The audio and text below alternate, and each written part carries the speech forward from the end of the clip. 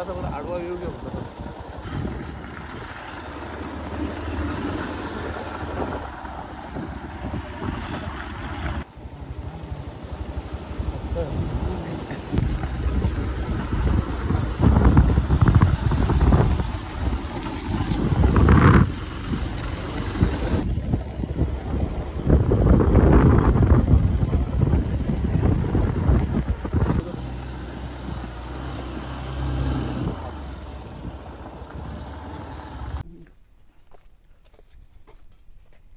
नाही असं आहे काय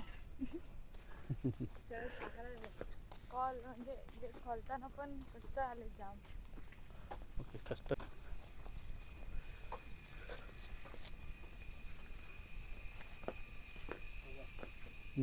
आम्ही काय त्याला काय आम्ही मारित नाही, देव आहे ना आमचा. ना बरोबर आहे. मारित नाही. तर नमस्कार मित्रांनो, यूट्यूब चॅनलवरती आपलं स्वागत आहे. आता आपण आलो आहे कांटी बोर्डन ना. कांटी बोर्डन म्हणजे रोहापासून एक मिनिमम 40 किलोमीटर अंतरावर आपण आलेलो आहोत साप पकडण्यासाठी. आणि इथं आल्यानंतर बघतो तर एक नाग साप आहे म्हणजे इंडियन स्पेक्टिकल कोब्रा. हा साप कधीपासून आहे? कालपासून आहे ते येतोय जातोय आणि तिथेच राहतो परत. हां. तर मित्रांनो हा कालपासून साप त्यांना दिसतोय आणि एक चांगली गोष्ट आहे की त्यांनी तो सापाला मारला नाही. तर आपण बघूया आता त्याला कशा प्रकारे रेस्क्यू करण्यासारखं एवढं काही विशेष नाही, कारण साप समोरच आहे आपल्या.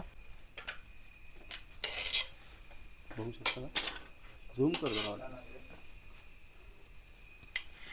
कशा प्रकारे तो फोन काढला त्यांनी. मित्र मग हो,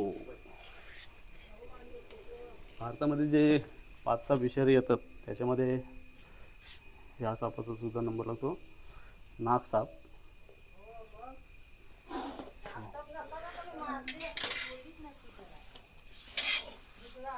फुल ॲग्रेसिव्ह झालेला आहे मित्रांनो.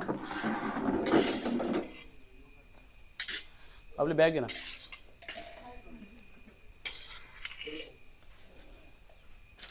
तिकडे ला एक साईडला.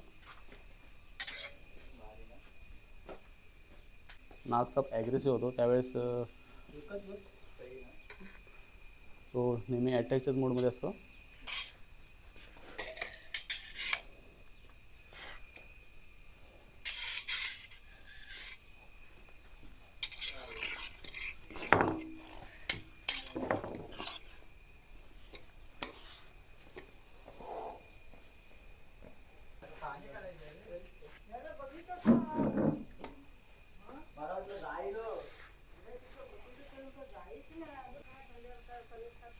बघू शकता मित्रांनो कशा प्रकारे मुंबईमधल्या लोकांनी किंवा बाहेरच्या लोकांनी आपल्या कोकणामध्ये सगळ्या गोष्टी डेव्हलप केलेल्या आहेत.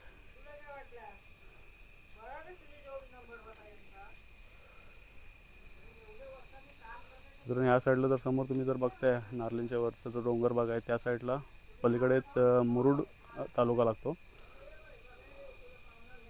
आणि आता पावसाचे दिवस असल्यामुळे ढग पूर्ण काळे काळे झालेले आहेत.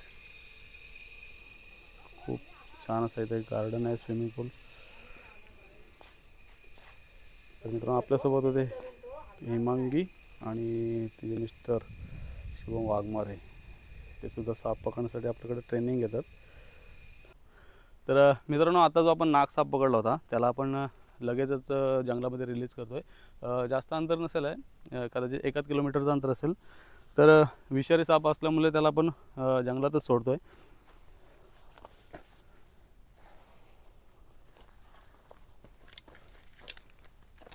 तर बघू शकता कशा प्रकारे तो गेलेला आहे. जा पुढे जा पुढे जा त्याच्या मागणं.